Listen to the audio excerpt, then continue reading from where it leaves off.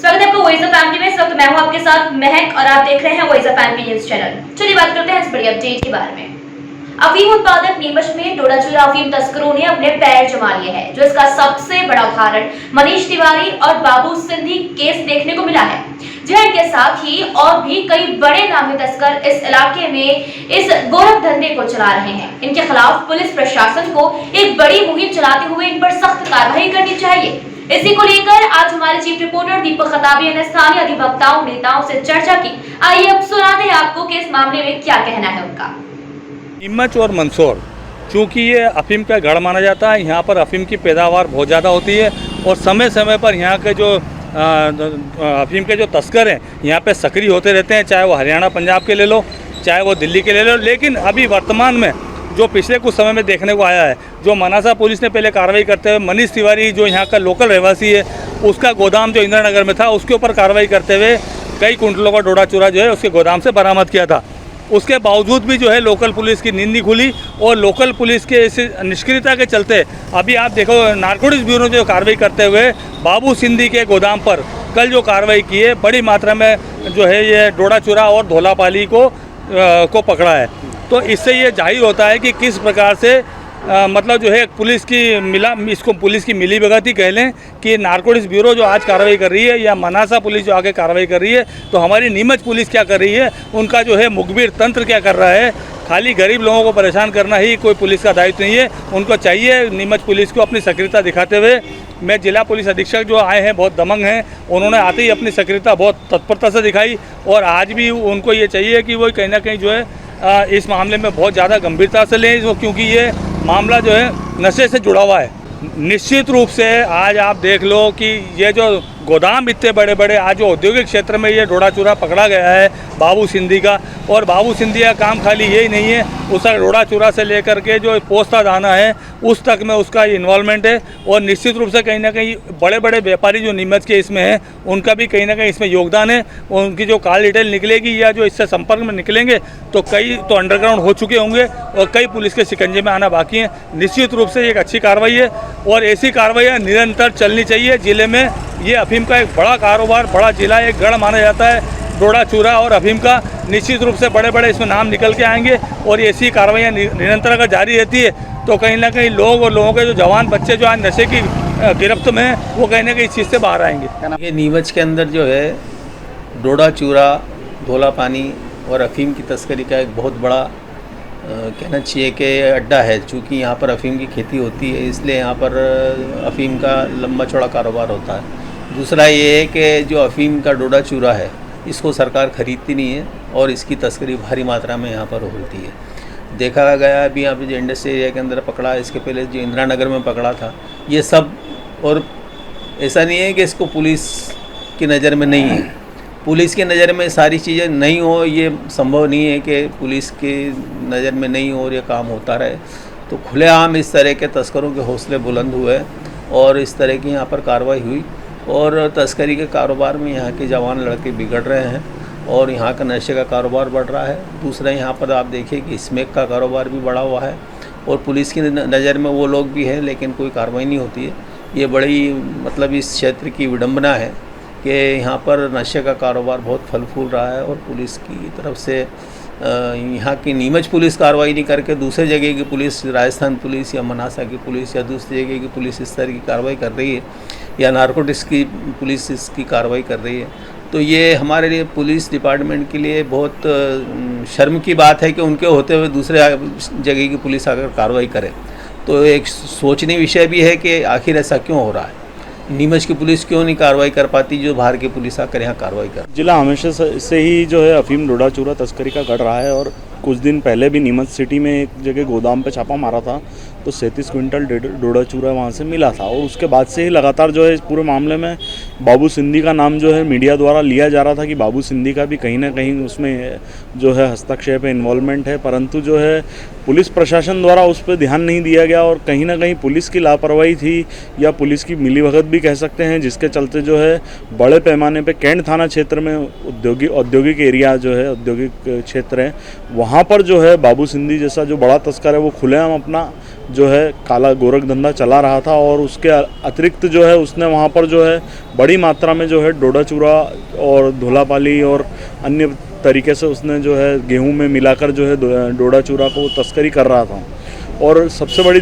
बात यह है कि जो नीमच पुलिस है जिसको कार्रवाई करनी चाहिए थी, जिस पर लगातार मीडिया लंबे समय से इस मुद्दे को उठा रही थी कि कहीं ना कहीं जो है बाबू सिंधी का भी हस्तक्षेप है और वो बड़े पैमाने पर जो है तस्करी में लिप्त है, परंतु पुलिस प्रशासन द्वारा उसको बिल्कुल ढीला छोड़ देना और इन बातों पर ध्यान नहीं देना कहीं ना कहीं पुलिस की मिलीभगत की ओर भी इशारा करता है। इसके अलावा जो है जिस प्रकार से सीबीएन ने जो कार्रवाई करी और एक बड़े जो है तस्कर को जो है अपने कब्जे में लिया, तो ये सीबीएन की तो कामयाबी है, परंतु नीमच पुलिस की नाकामी सामने साफ साफ आ रही है। आज आप देखेंगे कि नीमच मालवा जो क्षेत्र है ये शुरू से अफीम का उत्पादन यहाँ सबसे ज़्यादा होता है, तो यहाँ के किसानों के पास अधिक से अधिक मात्रा में पोस्ता दाना लेके मंडी में आते हैं। नीमच मंडी में व्यापार कब से पोस्ते दाने का चला आ रहा है। अब पोस्ते दाने का व्यापार चला आ रहा है सर। इस संबंध में जो नीमच के व्यापारी जो पोस्ते का व्यापार करते हैं, तो उनके संबंध में जो ये धोला पानी जो होता है, जो दाने अफीम के रह जाते हैं, काले दाने कहीं डोडा चूरों में रह जाते हैं, वो साथ में आते हैं। इसके साथ साथ आज देखेंगे व्यापारी वर्ग जो मंडी में अपना व्यापार कर रहा था, वो धीरे धीरे इस मामले से जुड़ता चला गया और ये मामले में संलिप्त हो गया साथ में। आप देखेंगे अभी थोड़ा टाइम पहले मनासा पुलिस ने एक कार्रवाई करी थी जिसमें आरोपी आज तक फरार है मनीष तिवारी। ऐसी नीमच जिले में आज तक कोई बड़ी कार्रवाई किसी भी व्यापारी के खिलाफ यहाँ की पुलिस ने नहीं की। एमपी पुलिस में अपन मान लें नीमच जिले की इस पुलिस ने कभी कोई कार्रवाई करी ही नहीं। ये करते हैं बाहर के तस्करों पे कार्रवाई कर लेंगे, सब जगह, लेकिन व्यापारियों के खिलाफ कभी कोई कार्रवाई आज तक पुलिस ने नहीं की।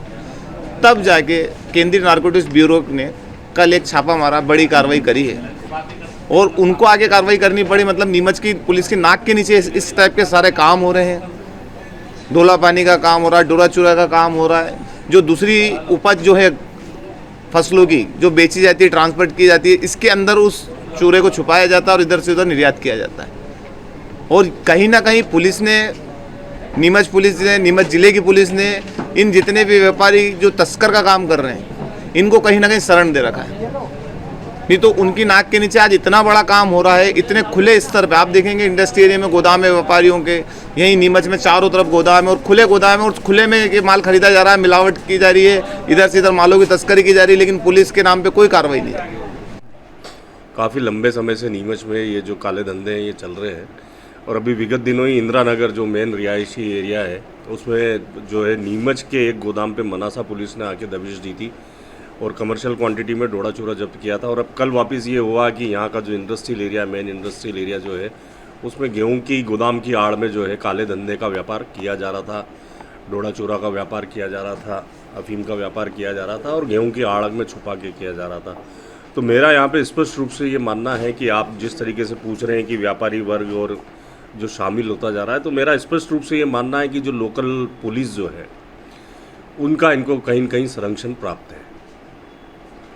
बगैर स्थानीय प्रशासन के संरक्षण के इस तरीके के कार्य नहीं हो सकते जो दो कार्य पिछले देखने को आए हैं। जो इंदिरा नगर का वाकया हुआ कि एक मनासा पुलिस वहाँ आके दबिश डालती है और दूसरा एक मेन इंडस्ट्रियल एरिया में, और जिसका नाम काफ़ी दिनों से मीडिया में आ रहा था,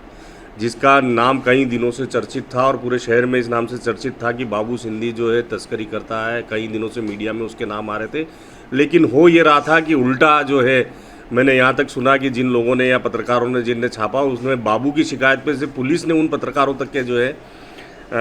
बयान लिए कि आप इस तरीके की झूठी, तो मतलब पुलिस को या तो ये पूरी तरीके से जानकारी में था और जानकारी में होने के बाद जो है पुलिस अनभिज्ञ बनी हुई है। एक आप इंडस्ट्रियल एरिया में आपकी नाक के नीचे अगर इतनी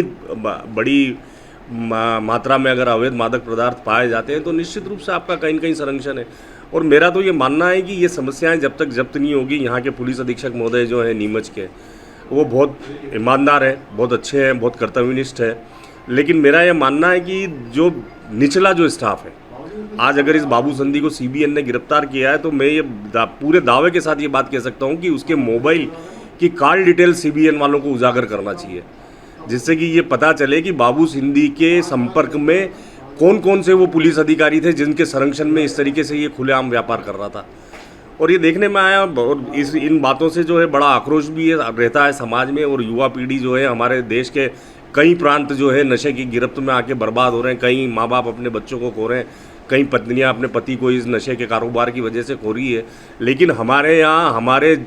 कुछ प्रशासन के या कहना चाहिए कुछ कर्तव्यनिष्ठ अधिकारियों ने इसको धंधा बना लिया है। जो पैसों की आप देखें कि एक गैंग बन गया है, निचले स्तर पे पुलिस का एक गैंग है जो इन लोगों को, और मैंने बार बार यहाँ रिपीट कर रहा हूँ कि इसकी कॉल डिटेल निकालनी चाहिए। आप देखिए पुलिस के हवलदार एक एसपी का जो स्टैंडर्ड नहीं रहता उतनी बड़ी बड़ी गाड़ियों में चलते हैं। मैंने सुना एक बहुत नाम आपका पुलिसों का पॉपुलर रहा नाम पंकज कुमावत करके कोई है, वेयर हाउस उसके नाम से चल रहा है। तो आप बैठे बैठे करते क्या हो? 8-8 10-10 गाड़ियाँ वो लेके घूमता है। और मुझे तो ये एक नाम की जानकारी है कि, और मेरी ऑथेंटिक जानकारी है कि आप वेयर हाउस चला रहे हैं। आप किस पोस्ट पे? आप वेयर हाउस चलाते हैं, आप बड़ी बड़ी गाड़ियों में घूमते हैं। तो ये तो एक नाम है, ऐसे कई नाम है, और ऐसे गैंग बने हुए हैं। इनको ऐसे गैंग बने हुए हैं जो इस तरीके के व्यापारी वर्ग क्या करता है, पैसा कमाना जानता है। वो बड़े बड़े अपने पास फार्म हाउस रखता है, बड़े बड़े फार्म हाउस खरीदता है, उन फार्म हाउस में पार्टियां देते हैं, और इन पार्टियों में ये लोग शामिल शरीक होते हैं। और जब ऐसे लोग, इस तरीके के जो निचले लेवल के जो पुलिस अधिकारी लोग हैं, और जब वो ऐसी पार्टियों में इनके फार्म हाउस में जब शामिल होते हैं तो उसकी परिणति ये होती है कि ये उनकी नाक के नीचे इंदिरा नगर में डोडा चूरा का व्यवसाय करेंगे, ये इनकी नाक के नीचे इंडस्ट्रियल एरिया में गेहूं की आड़ में डोडा चूरा का धंधा करेंगे। और सबसे बड़ी बात, अब ये बात प्रमाणित होती है इससे कि यहाँ की लोकल पुलिस का इस पर कोई शिकंजा या कोई कब्जा या कोई रोक टोक नहीं है। आप जैसे चाहें उनको फार्म हाउस पे बुलाएं, आप उनके मोबाइल पे लगातार संपर्क में रहें, और बहुत स्पष्ट रूप है कि अगर मोबाइल से संपर्क में और आप उनकी फार्म हाउस पे देखिए, सर्वप्रथम इस विषय पर आपको ये देखना होगा कि काला कारोबार हमारे ही ज़िले में इतना अधिक क्यों पनप रहा है। और यदि हम उसकी तह में जाएं तो हम ये पाएंगे कि कहीं ना कहीं कानून की लचरता। प्रथम लचरता ये है कि अफीम उत्पादन के लिए लाइसेंस दिए जाते हैं, लेकिन डोडा चूरा नष्टीकरण की दिशा में हमारे यहाँ किसी प्रकार की कोई कार्रवाई शासन के स्तर पर नहीं हो पा रही है। किसानों के पास जो डोडा चूरा का स्टॉक रहता है, कब तक किसान उसको नहीं बेचेगा? इस ज़िले का किसान सबसे पहले अपने डोडे चूरे का भी डिस्पोजल करने की दिशा में जब प्रयास करता है तो जो उसको ख़रीदार मिलेगा उसको दे देता है, क्योंकि जितने लोगों के पास से डोडा चूरा या किसी भी प्रकार का मादक पदार्थ जब्त होता है वो स्वयं उसका लाइसेंस ही नहीं है। और आया कहाँ से है? उसका स्रोत है लाइसेंस होल्डर पर्सन, जिसने किसी भी अवैध तरीके से अपने पोजीशन में उस माल को रखा और बाद में किसी को सौंप दिया, बेच दिया। इसका ये अवैध लाभ अर्जित करने का एक सबसे सरल और आसान तरीका किसानों को नज़र आता है, उस दिशा में कदम बढ़ा रहे हैं। अब रहा सवाल ये कि केवल 2 आपने नाम लिए, मैं तो ये देख रहा हूँ कि इस ज़िले के अंदर ये तो कड़ियाँ जुड़ती जा रही हैं और ये अवैध मादक पदार्थों का व्यापार व्यवसाय बहुत तेज़ी से फल फूल रहा है, पनपते ही चला जा रहा है, और दिन दुनी रात चौगुनी तरक्की इसी में लोग भी कर रहे हैं। और इसमें जुड़े हुए, चाहे वो खाकी हो या कोई अन्य वर्दीधारी हो, सब इसके साथ में जुड़ करके और काम कर रहे हैं। किसी समय के अंदर जवाबदारी के साथ में इनको पकड़ने की दिशा में कदम उठाए जाते थे, आज इनको सहयोग करने की दिशा में कदम उठाए जा रहे हैं, जो बहुत ही शर्मनाक है। ज़िले के अंदर ही आप ये देख रहे हैं कि एक बार नीमच सिटी थाने के ठीक पीछे के गोदाम से वाणिज्यिक मात्रा में डोडा चूरा बरामद होता है, जहां कई पुलिस कर्मचारी भी आसपास ही रह रहे हैं, कई पुलिस के मुखबिर तंत्र मजबूती से काम कर रहे हैं, उसके बावजूद वहीं नाक के नीचे आपकी इतना माल बरामद हो जाना, अन्य ज़िले की मतलब थाना क्षेत्र की पुलिस आकर के माल बरामद करके दिखा दे, वो कहीं ना कहीं स्थानीय स्तर के पुलिस थाने के कर्मचारियों की, अधिकारियों की विश्वसनीयता पर प्रश्न चिन्ह लगाता है। कोई भी ऐसा माफिया होगा उसके खिलाफ कार्रवाई होगी, चाहे भू माफिया हो, चाहे ड्रग्स माफिया हो, या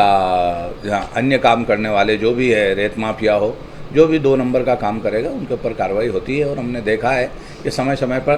केंद्रीय नारकोटिक्स विभाग द्वारा, यहाँ एसपी साहब द्वारा समय समय पर कार्रवाई की गई है और वो कार्रवाई होती है। और जो लोग गलत काम करते हैं उनके कोई पाँव नहीं होते हैं, भले कोई भी हो जो गलत काम करेगा वो भुगतेगा, कोई भी हो जो गलत काम करेगा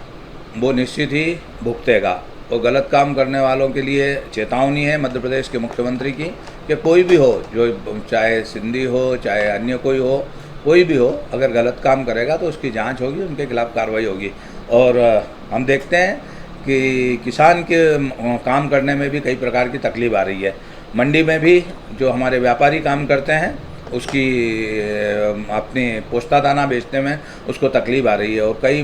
व्यापारियों ने मुझे बताया है कि हमें पोस्ता दाना बेचना बंद कर दिया है। तो हम तो चाहेंगे कि वो अपना व्यापार करें, निर्भीक होकर करें। अगर किसी प्रकार की तकलीफ है तो प्रशासन उनके लिए है, कानून उनकी व्यवस्था में लगा है, कानून उनको पूरी। वहीं ये था अब तक का अपडेट। इस तमाम जानकारी और लगातार हर अपडेट के लिए बने रहिए वॉइस ऑफ एमपी के साथ। जय हिंद, जय भारत।